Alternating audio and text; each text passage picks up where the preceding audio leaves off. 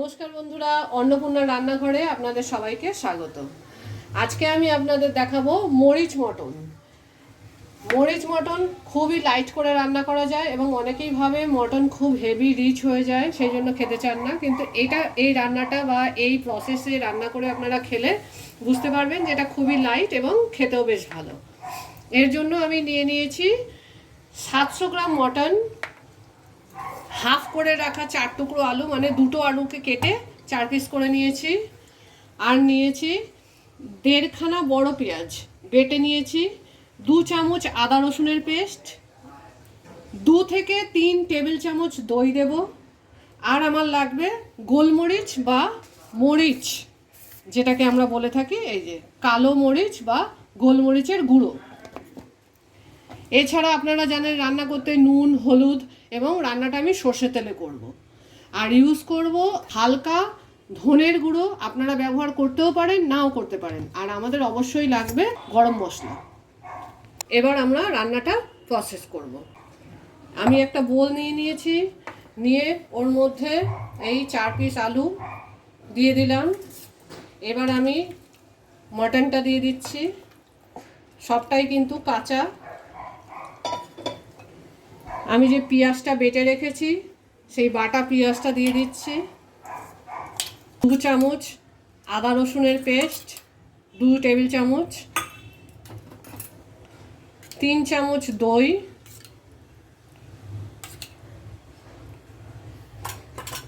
গোলমরিচের গুঁড়ো কিন্তু খুব বেশি দেওয়া যাবে না, তাহলে খুব ঝাঁঝালো হয়ে যাবে, খাওয়া যাবে না। এই হাফ টেবিল চামচ আমি গোলমরিচের গুঁড়ো দিলাম। নুন স্বাদ অনুসারে, আপনারা যেরকম যে নুন খান সেভাবে নুনটা দেবেন। হাফ টেবিল চামচ হলুদ গুঁড়ো। এছাড়া আমি দেব হাফ টেবিল চামচ ধনের গুঁড়ো, আপনারা ইচ্ছা হলে ব্যবহার করবেন, না হলে করবেন না। আর দেব এতে 2 চামচ মতো সর্ষের তেল দিয়ে ভালো করে মাখিয়ে আধ ঘন্টার জন্য ম্যারিনেট করে রেখে দিতে হবে। এটা কিন্তু খুব ভালো করে মাখিয়ে নিতে হবে যাতে সব মশলাটা ভালো করে মিশে যায়। দেখুন আমি মাংসটা পুরো ভালো করে মিশিয়ে মেখে নিয়েছি। এবার আমি এটা প্রায় 15 থেকে 20 মিনিট ঢেকে রেখে দেবো। আধ ঘন্টা রাখলে খুবই ভালো হয়, মাংসটা খুব ভালো নরম হবে। আমি 15 থেকে 20 মিনিট রাখবো, কিন্তু তাড়াতাড়ি রান্না করার আছে। আপনারা আধ ঘন্টাও রাখতে পারেন, 15-20 মিনিট রাখলেও ভালো হবে। আমার মাংসটা আমি রেখে দিয়েছিলাম ম্যারিনেট করে 20 মিনিট। এখন আমি রান্নাটা প্রসেস করব। রান্নাটা করার জন্য আমি 2 চামচ মতো সর্ষের তেল দিলাম। তেলটা খুব ভালো করে গরম হতে হবে। আমি বারবারই সব রান্নাই আপনাদের বলি তেলটা ভালো করে গরম হতে হবে, তাতে রান্নায় কাঁচা তেলের গন্ধও থাকে না, টেস্টও ভালো হয়, মাছ ভাজার সময় মাছও লেগে যায় না। আমার তেলটা গরম হয়ে গেছে। এবার আমি একটু আধখানা পেঁয়াজ কেটে রেখেছিলাম মোটা মোটা করে, সেটা দিয়ে দিলাম। আপনারা যদি পেঁয়াজ দিতে না চান তাহলে একটু দারচিনি দিতে পারেন। আমি পেঁয়াজ দিলাম, আপনারা পেঁয়াজও দিতে পারেন, একটু দারচিনিও দিতে পারেন। পেঁয়াজটা পুরো ভাজা করতে হবে না, শুধু একটু তেলে নেড়েচেড়ে নিয়ে আমি আমার ম্যারিনেট করা মাংসটা এতে ঢেলে দেবো।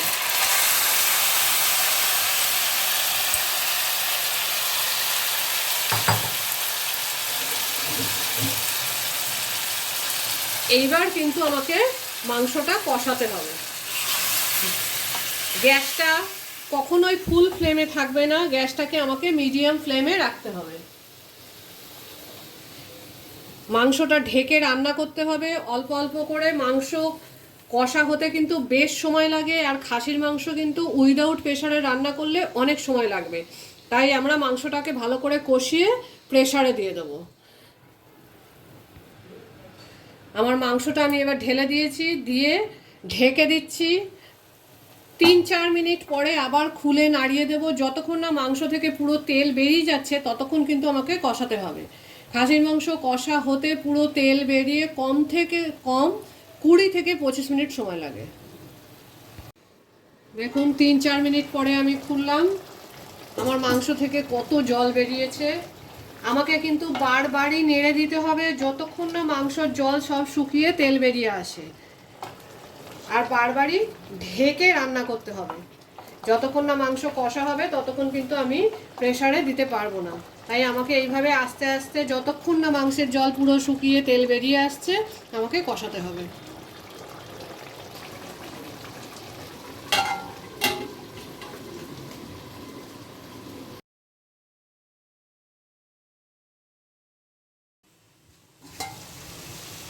এবার দেখুন আমার মাংসটা বেশ ভালো করে একটু তেল বেরিয়ে এসেছে, কষাও হয়ে গেছে। এবার আমি মাংসটাকে প্রেসারে দেব যাতে মাংসটা ভালোভাবে সেদ্ধ হয়ে যায়। আমি কিন্তু এটা বারবার ঢেকে দিচ্ছিলাম, বারবার নাড়িয়ে নাড়িয়ে রান্না করছিলাম, কখনোই কিন্তু একবারে ঢেকে দিয়ে ছেড়ে দিইনি, তাহলে কিন্তু ধরে যেত। এবার আমি গ্যাসটা একদম সিম করে রাখছি, এবার আমি প্রেসারে দেব। A few moments later. দেখুন আমি গ্যাসটা একদম সিম করে ঢেকে দিয়েছিলাম, 3-4 মিনিটেই দেখেছেন কিরকম তেল বেরিয়ে এসেছে পুরো। এবার আমি এটাকে গ্যাসটা নিভিয়ে দিলাম, দিয়ে আমি এটা প্রেসারে দিয়ে দেব। আগে আমি খালি প্রেসারে এই মাংসটা পুরোপুরি ঢেলে দিচ্ছি আলু সমেত।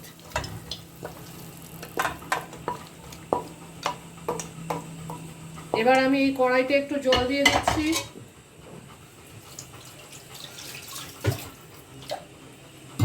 দু কাপ মতো জল দিয়ে দিলাম।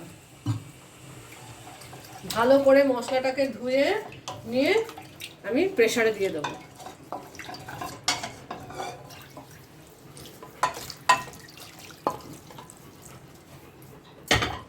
প্রেসারে দিয়ে দিলাম। এবার আমি এই আলুগুলোকে তুলে নেব। জল দেওয়ার পরে আলুগুলো, মশলাটা ধুয়ে গেল, আলুগুলোকে তুলে নেব। কারণ আলুগুলো যদি আমি মাটনের সাথে সেদ্ধ করতে দিই তাহলে পুরোটাই গলে যাবে। আমার মাটনের 3টে সিটি হয়ে যাওয়ার পরে আমি আলুগুলো দিয়ে একটা সিটি দিয়ে রান্নাটা শেষ করব।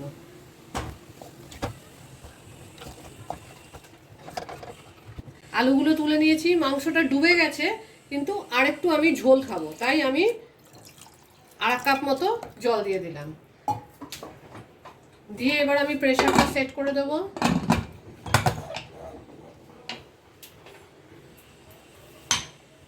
গ্যাসটা কিন্তু আমি মিডিয়াম আঁচে রাখবো। গ্যাসটা কিন্তু কখনোই ফুলে দেবেন না, তাতে কি হবে, জল শুকিয়ে যাবে কিন্তু মাটন সেদ্ধ হবে না।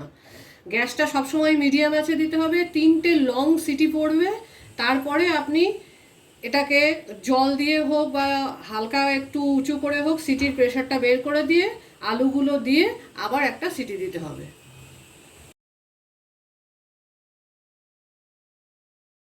দেখুন আমার 3টে সিটি বড় বড় পড়ে গেছে।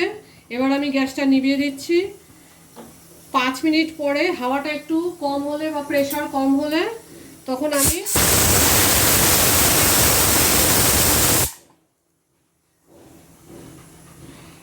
হাওয়াটা বের করে দিয়ে প্রেসারটা খুলে আলুগুলো ওতে দিয়ে আর একটা মাত্র সিটি দেব।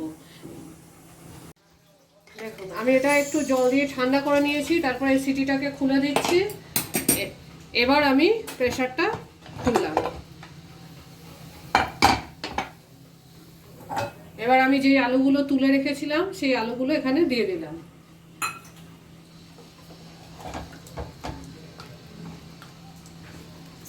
আমার মাংসটা সেদ্ধ হয়ে গেছে, মাংসটা নরম হয়ে সেদ্ধ হয়ে গেছে। আপনার যদি মনে হয় যে মাংসটা সেদ্ধ হয়নি তাহলে কিন্তু আপনি আরও একটা সিটি দিয়ে নিতে পারেন। এবার আবার আমি অ্যাজ ইউজুয়াল প্রেসারটাকে বন্ধ করে দিলাম এবং সিটি লাগিয়ে দিলাম। মিডিয়াম আছে একটাই সিটি দেবো আলুটা সেদ্ধ হওয়ার জন্য।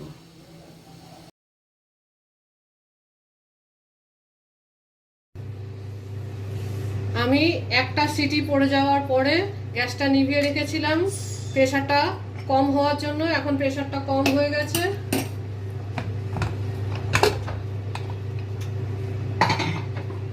আমার আলুগুলো সেদ্ধ হয়ে গেছে, মাংসও সেদ্ধ হয়ে গেছে, কিন্তু একটু ঝোল রয়ে গেছে। এবার আমি এটাকে একটু জোর আঁচে ফুটিয়ে ঝোলটা কমিয়ে দেব,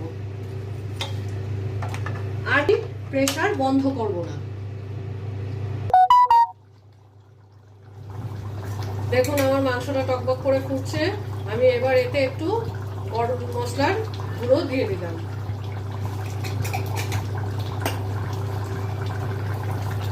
দিয়ে ভালো করে নেড়ে দিচ্ছি।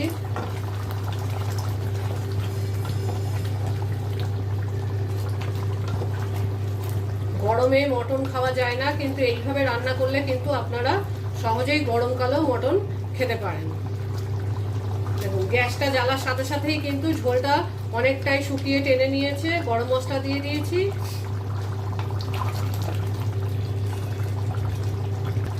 এবার আমি গ্যাসটাকে একদম সিম করে দিয়ে 2 থেকে 3 মিনিট ফুটতে দেবো। দিলেই পুরো তেলটা বেরিয়ে আসবে। দেখুন মটনটা দিয়ে তেল বেরিয়ে এসেছে। আমাদের রান্নাটা রেডি হয়ে গেছে। এবার আমরা গ্যাসটা নিভিয়ে দেব। এটা আপনারা গরম গরম ভাত, রুটি, পোলাও, ফ্রাইড রাইস যে কোনো জিনিসের সাথেই খেতে পারেন। খুবই সুস্বাদু এবং লাইট। দেখুন আমাদের মরিচ মটন রেডি। দেখতেও যেমন ভালো, খেতেও ভালো। আপনারা বানান, খান এবং কমেন্ট করুন।